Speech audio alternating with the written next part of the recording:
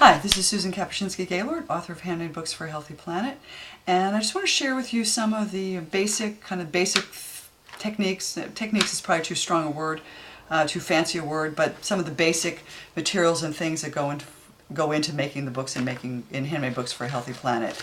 Just a little thing, the materials that we use: a lot of cereal boxes, grocery bags, paper that has writing on just one side. First thing we're going to do is we're going to fold a piece of paper in half. And to do that, I like to have the folds come out as neat as possible. I don't go crazy. If they're not perfect, it's okay, but I like to try to make them as neat as possible.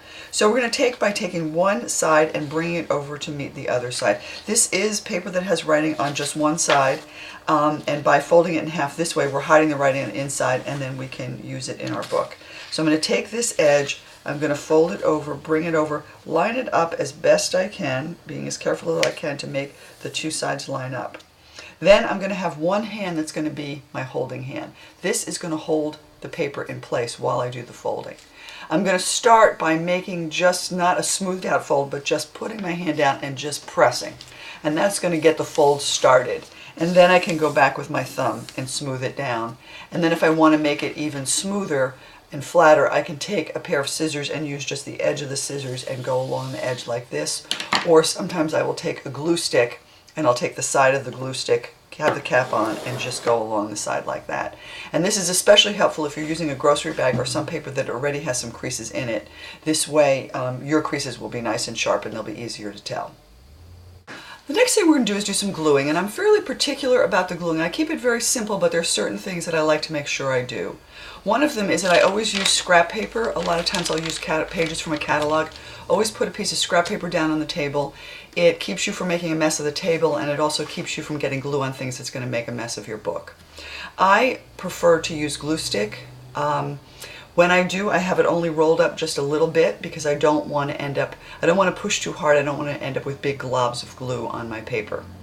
And then when I'm gluing two things, I've got here, this is a piece of a cereal box that's going to be a cover to a book, and I want to put some paper on it to make it more decorative. So I'm going to be gluing this little scrap of wrapping paper onto here.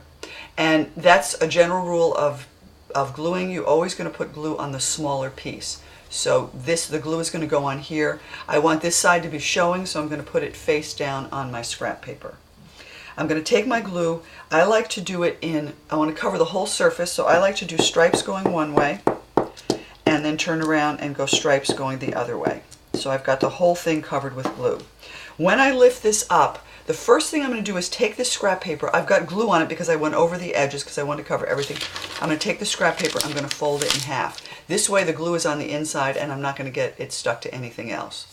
And then I'm going to take my piece of the cereal box cover, I'm going to lay this on, and I'm going to smooth it down. And then once I get it on, I'm going to go back over it and really smooth it down. And the two basic things of getting the glue to work well is, one, the thin coat covering absolutely everything, and then really applying some pressure and smoothing it down. The reason for this in a book you need to make sure you glue it really well, because the book is going to be handled. You're going to be opening it, you're going to be closing it, you're going to be moving it around, and so you want to make sure that the glue is really on there and the thing is really good. Everything is going to really stick together. Several of the books have ties of various sorts, and I sometimes use ribbon, but one thing I use fairly often is yarn. So I've got a ball of yarn here. My skein got all tangled up and I put it into a ball, and I'm going to put it into a box just so that I can unroll it easily. Most of the time I have people just use their hands for measurements. So I would say you just want something maybe a hand length, and then you can measure it the length of your hand and then cut it. That works well if you're working with a small group and everyone can kind of sit around and use the same ball of yarn. But if you're working with a large group, sometimes I do 50 kids at a time. If you're working with a large group, then that is a problem. It's really helpful to have the yarn cut ahead of time. And what I've come up with to save time and make that process go pretty quickly, is to have a measuring guide, a measure. So this is one that I have made. This is made out of a piece of foam core. I also have some that are done out of pieces of corrugated cardboard. You want something that's fairly firm. And this is something that I've done that's 12 inches long. So this can give me two different lengths of yarn. If I cut it just the length here, that will give me a 12-inch piece. If I wrap it around and cut it at the top, it will give me a 24-inch piece. So say, this is going to be just a very small thing, but say I want to do, I want to make yarn for 3 pieces, for 3 people that's 24 inches long. So I'm going to make 3 24-inch pieces, and I'm going to use this. I'm going to hold my yarn up here at the top. I'm going to wrap it around once, twice, and 3 times. And then I'm going to take the yarn, I'm going to cut it at the top here, and I'm going to cut it right here. So I cut it at one end, and now I have 3 pieces of yarn that are 24 inches long. There are several projects that we need to thread yarn through holes. And what I find works best for that, if it's something that I'm doing with young children, what I'll do is I'll prepare the ends of the yarn ahead of time.